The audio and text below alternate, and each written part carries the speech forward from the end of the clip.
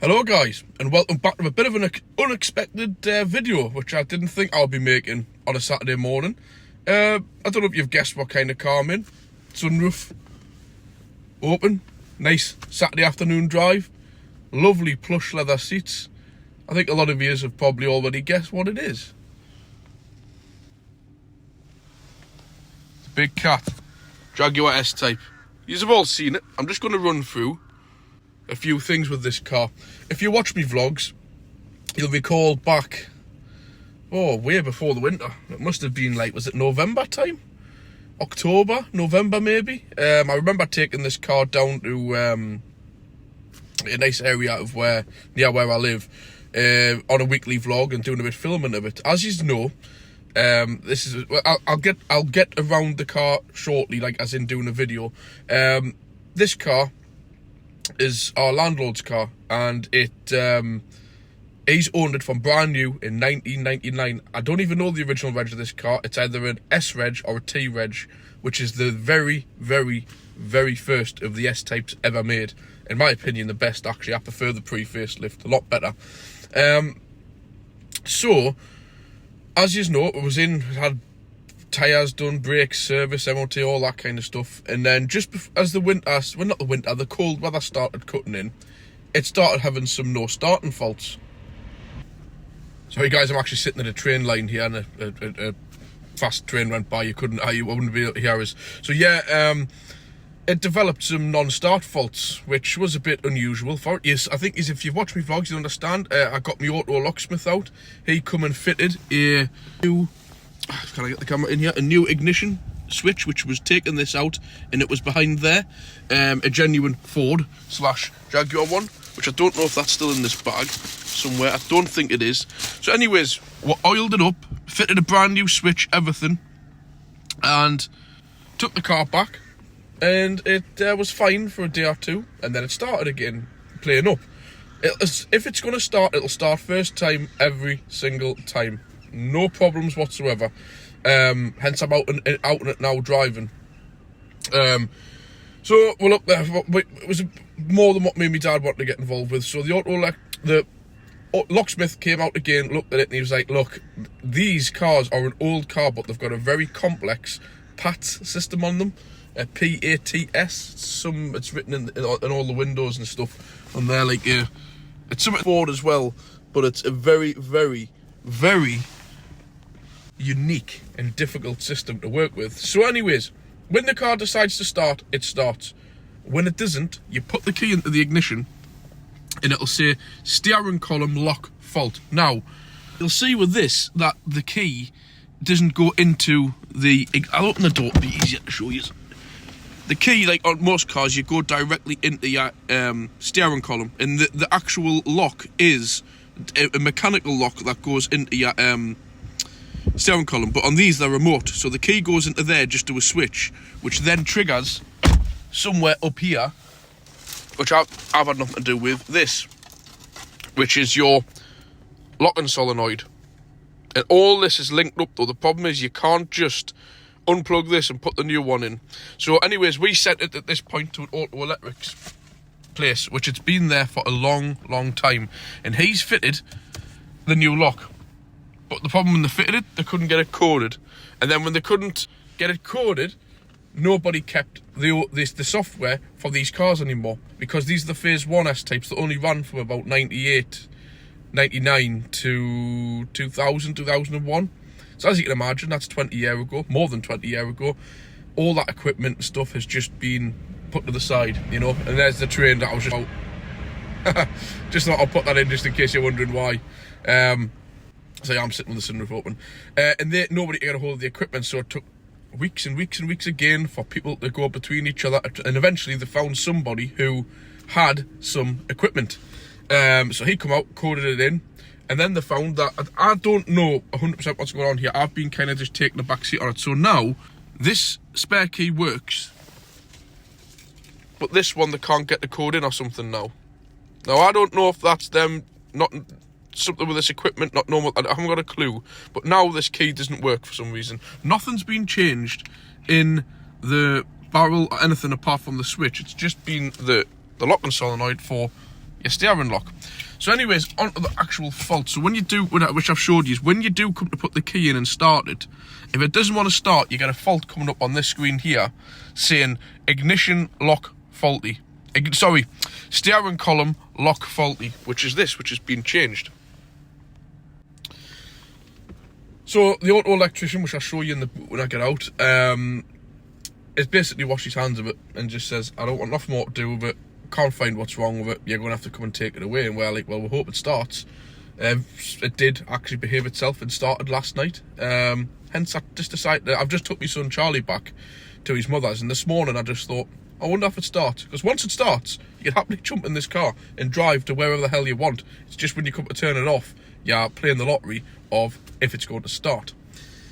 I'll get my point in a second, but we'll have a quick walk around the car. First up, I want to go through a bit of history. So, put that down there. And first, right, starters, look at the quality of these books. Hand-pressed, like, you know, Jaguar emblem. Beautiful leather books. All of the history in here. He took it to Jag main dealer for God knows how many years. What actually is the date? That was 2000 there, 21st of the 6th, 1999. So I think that makes it a T-plate. All the Jag service history here. All of this. And more. And then he started bringing it. He actually ran out of stamps, and Jag did their own, which we then followed on. Even up to when it was 17 years old, still taking it to Jaguar. Then we've been on it every year, full service, right up until present. Wait, present, saying last year. Unbelievable. So, before we go, well, sorry, I'll go on the car first. Now, I'm not switching it off. So, I love this. The only thing it's missing is the sat-nav. But on a car this age, I don't really miss it. Sound system, unreal. All these... I'll have to pick that up. All these little drawers. It's got the winter pack, so it's got the heated seats and the headlight washers. Air conditioning, ice cold. And I love these old school displays. So you get your external temperature, 7 degrees. You've got your gearbox, which is got your sport mode, traction control. Lovely. All the... I don't know, is that little ashtray down there yet?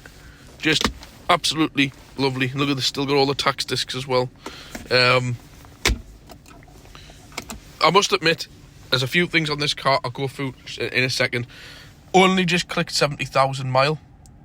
But unfortunately, just up until a few years ago, like for example there, just in 2000 and, you know, like there, like 17, it only had 40,000 mile.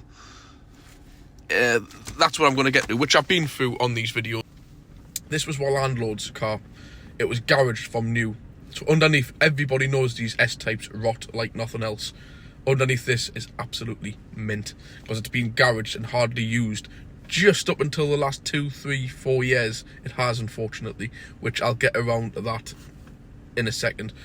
But yeah, this car is not your average S-type. I will state that. So first up, this interior. What an absolutely beautiful place to be. Even me son, Charlie, you know, I'm just sorry if I keep switching this around. Charlie is amazed by this car. It's a 20-odd-year-old car, you know, all the different stuff I have, and he's blown away by how different and how, you know, he was asking, what's this brown stuff on the doors? I'm like, that's wood, real wood. And he couldn't understand. And I've actually got, as you know, I've got the sunroof open, and I've just been driving around, and there's a few little kids being on the street, a bit older than him, 8, 9-year-old, on their scooters and stuff. And I actually heard 2 of them stop to one side and look at it. He went to his friend, that's a Jaguar, that's a Jag. And just, I mean, everywhere I've been waiting at junctions, just random people walking by, you know, like women who aren't massively into cars, to stop, they look. I got out the car at the petrol station, I had to leave it running. I know it's not right, guys, but I personally think that turning engines off is a load of rubbish, personally. Unless you're pissing petrol all over the floor. But I had to do it because I had no fuel in. I had to stick 20 quid in. But if I turned it off at the petrol station and it decided not to start, I would have had the whole place held up for ages. Well, it just wouldn't have started. I had to get it recovered. So anyways, everybody looks at it. Whether or not they like it or not, that's the difference. It's a bit like me ZX. Whether or not they like a car or not, it's the difference of if somebody stops and looks at it. Like me Astra van. I like them, I love them, but I know people don't stop and look at Astra Gs. I love them, perfect cars, great. The odd car fanatic will stop and look and go, oh, haven't seen an Astra G in a while, but it's not that kind of car. But the ZX in this, the type of car that somebody stops and goes, oh, that's bloody awful, or that's lovely, or I used to have one of those. And that is what I love about cars like this, me ZX, and all them kind of cars that I go on about. They are just so unique. But anyways, a bit more on this car. Just the handbook here alone, hand pressed, like I said, paper. When you go into here, you've got all of that. You see the pop appointed by Her Majesty the Queen Elizabeth, manufacturer Jaguar Cars Limited. Just quality like that is just what you don't get in new cars, new Jags. You just don't get this kind of stuff anymore. But the quality in here is, you know, for a 24, I think, 24, 25-year-old car, I don't know if you can see that in the screen, but you've got the Ford heated windscreen, which is here. Not your crappy button that you press like that to send blowers on your screen. And everybody on adverts I read on cars says, heated front windscreen. No, it has not. That's just a setting. That is your heated front windscreen, and obviously your heated rear screen. Like I've said, ice cold aircon, heated seats, beautiful J-gate. This gearbox is beautiful, I will say. You've got all your trip computer up here, which controls that on there. And again, this car was one of the first cars ever, which I can think of, in the English time of like Jags and stuff, that had voice control. Now, in 1999, I don't know how old I was then, but I definitely couldn't drive. David come and picked me up in this car and took me out for a drive, and I was absolutely amazed. But what you can do, which I'm going to try now, is you can talk to it. So let's have a go. I don't know what you do. Jaguar? I don't know. I think what the problem is here, since it's been the auto electricians, the radio needs the code, which I can't find. So I don't know if that means that the voice control isn't working. It does work, but I think the radio has to be on. But it's all factory fitted. But anyways, to the point, what you do is you actually speak to it and say, Jaguar, climate control, 22 degrees, and it will. Or Jaguar, air conditioning on, air conditioning off, and it will. T-Reg car, come on, that's pretty smart. But this car had a lot of optional extras, one of which is above me head there, this beautiful tilt and slide, big sunroof. I absolutely love that, and I've missed driving a car with a sunroof. That works for so long. And also, while we're up on the cuddles of their factory fitted parking sensors, I don't know what you do to turn that on and off, but it has got factory fitted parking sensors in this little bad boy here, which you'll just see behind us in the mirror there. In fact, I'll switch the camera around. Yeah. Rear sunblind is a must in a luxury car, and it works. Love it. Absolutely love it. And while we're up here, you've got your auto dip dim rear mirror, a must on a quality car. Automatic lights and automatic wipers, rain sensing wipers. Again, T-Reg. A few Peugeots not had it then, but it's coming into being like new technology. A lot of these Jags didn't have this either. Cruise control, lovely to have. It just tells you down there, cruise control. Then obviously you've got your automatic lights with a delay, side lights. There was one guy on here was saying about the auto lights on this, and it's the delay and stuff. What it actually is on these, I believe, is it's the delay between how sensitive you want your auto lights to be, as in how quick you want them to come on. And then you've got your stay-at-home lights of how long you want them to stay on, which is a lovely, lovely feature. And obviously you've got your front fogs. I'm just trying to get the phone on the other hand. You've obviously got your side lights. Pull one click, you've got your front fogs down, and then you pull it down again for your rear fogs, which we'll have up there. Lovely quality feel. I love that. All mechanical. You've got your memory seats, and you've got your 4 electric windows, electric mirrors. Now this is an optional extra on this one. Hidden away in a really weird space down here is your electric folding mirrors, which, trust us, even though it's a luxury car, I've not seen many S-types with electric folding mirrors. nice to have. So there's quite a lot have gone through the spec on it. Obviously you've got your electronic steering column, you've got all your dip dim, like your nice Ford. Lovely. I absolutely love the feel of that stalk. I don't know what it is about it. It's like a mix between Ford and Jag, but I love it. Absolutely lovely, positive feel. And I do really, really like this wood in here. So anyways, before I get on to the nitty gritty, we'll have a walk around. I am just going to put this window down because I'm a nervous wreck with this car, in case I catch the key and it stops. Just waiting for a car to get by. I'm just going to jump out. Oh. And first up, I'm going to show you what's been going on. Now, years and years ago, this car, which these S-Types all suffer from, is these backlights leak water into the back.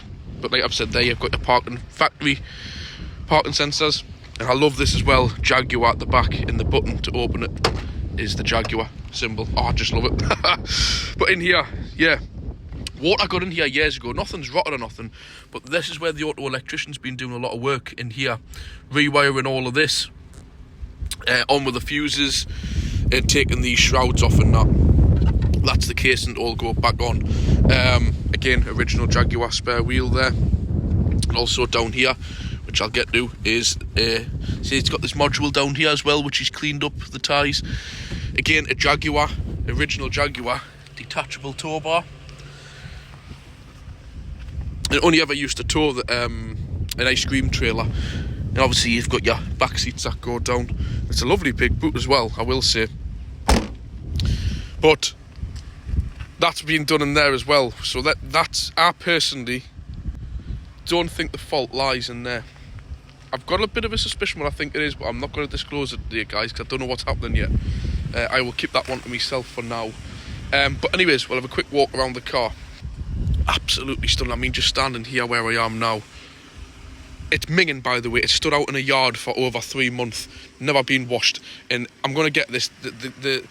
My landlord's son, who's been using it, hasn't particularly looked after. He certainly hasn't abused it, but he hasn't treated this car the way I would want to treat it personally.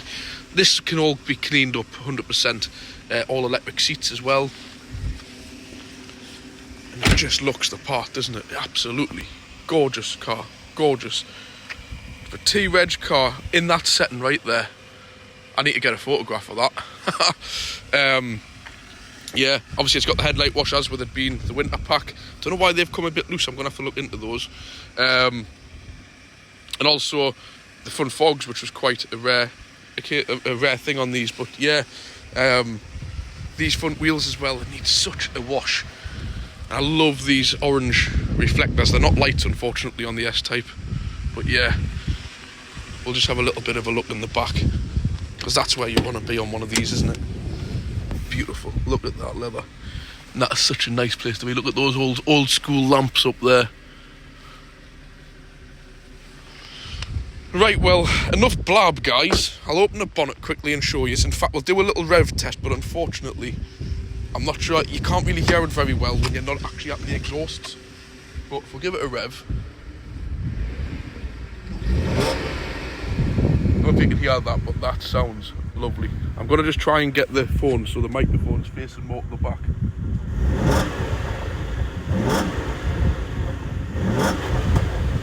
Lovely pop and crackling exhausts.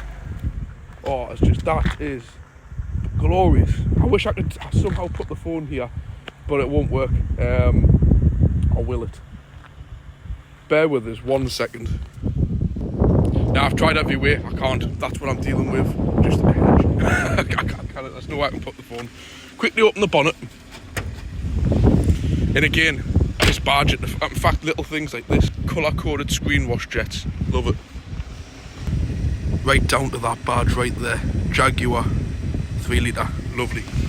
Just to remind you, and here you go, there's that beautiful 3 litre V6. 200 and something brake horsepower. I'm not quite sure exactly how much, but you can just see how tidy this thing is. And yes, it is the V6. It's the perfect one you want, the 3 litre. 2.5 crap, there's not enough power, not enough quality. The V8, 4 litre V8, too thirsty.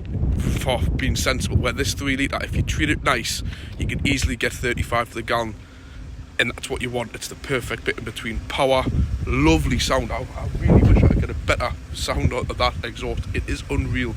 I wish I could try and find a way of balancing my phone somewhere down here, but I can't. No, I've tried and I can't. But anyways, onto the nitty gritty of this car. Just going to try to shut the bonnet. And I want to try and get some pictures because that view looks lovely over there with the car in. But I can't do that till I finish recording. So I'm going to jump back in. And I'm going to shut the door and put the window up. And you're in your own little cocoon with the sunroof open. Right, now, this car's at the point now where I'm going to disclose some figures, but that lock from Jag, even trade to us, was effing expensive. The auto electrician has been on with it for practically months. The lock originally to the locksmith, and that's all the locksmith fees. There's also, what was that? The programming, the guy who had the computer, who's been out twice. And we're left now with only 1 key out of 2 that's working. So you spent all that money, and I think worse off. So, the guy loves this car. The guy paid, I don't know what this car was, brand new, one owner. On that logbook, unless he's put it into his son's name to use it, this car will be 0 keepers. 0 keepers. If his son has put it in his name, it'll be 1 keeper. But it's the same family, father and son. In my opinion, that's 1 keeper. Never mind what the DVLA says. It's at the point now where he's going to, I think, call it a day with it. Scrap it. Quite literally scrap it. And between me and you guys, he is my landlord, cracking guy. He has basically, I think, all this included, bearing in mind, I think that steering motor thing, locking thing was about 300 quid. The lock switch thing in the ignition that the locksmith fitted, I think that job was pushing over 300 quid.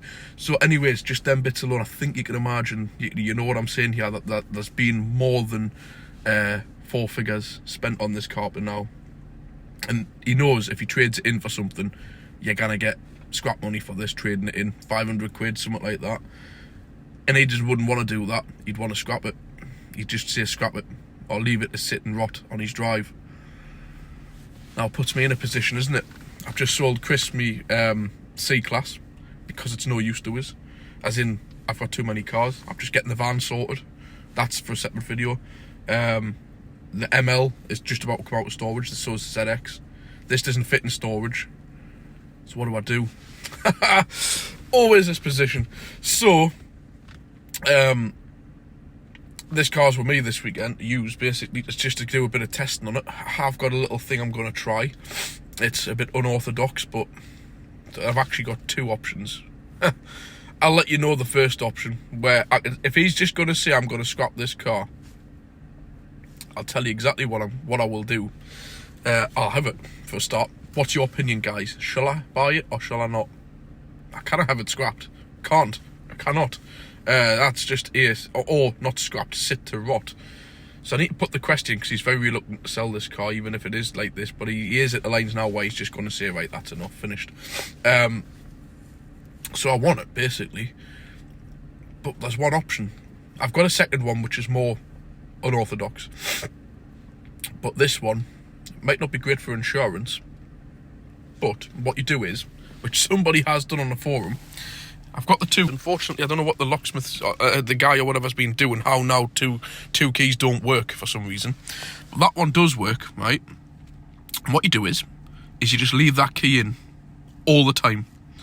You take the key ring off, obviously, and I would find like a little cap, like a little aerosol cap, just to put over it so it's not so obvious. And just like a little brown cap or something, just to pop over it.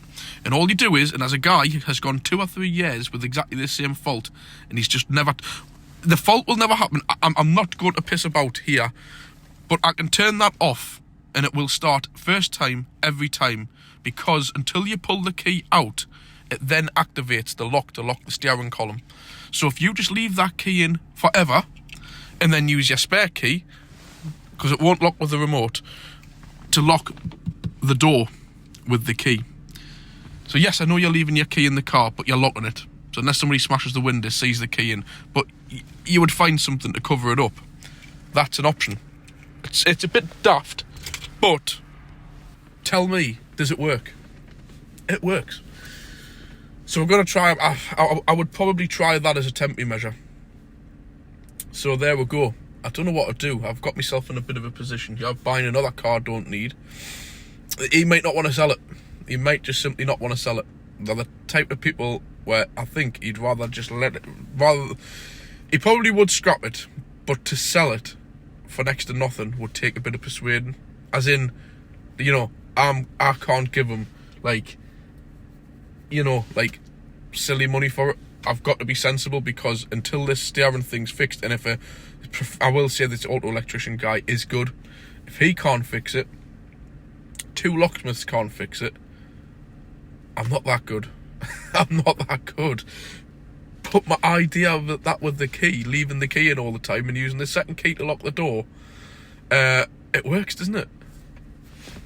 What do you think? I'm going to leave it there. I only wanted this to be a bloody 10-minute video. I'm at 26 minutes. I'm going to get a few photos of it now. I'm going to leave it there. I am behind on my weekly vlogs, but I'm going to get this one uploaded this afternoon, because it's a small enough video to get on the 4G when we're out with the kids. Tell us your thoughts, guys. What do you think? It's even got a tow bar on. It's a good backup for towing the caravan, because my Altia's got a tow bar but no electrics. And it could work, even just as a tow car. Anyways, and a good thing as well, you know, I hate paying loads of tax. It's a T-Reg, so it's the old PLG tax. It's not a 360. It's like a 290 or something, I think it is. 280. We'll leave it there. Most importantly on this one, leave your comments. But at the same time, please like the video and subscribe if you haven't already done so. And I'll catch you on another video. See you soon, guys.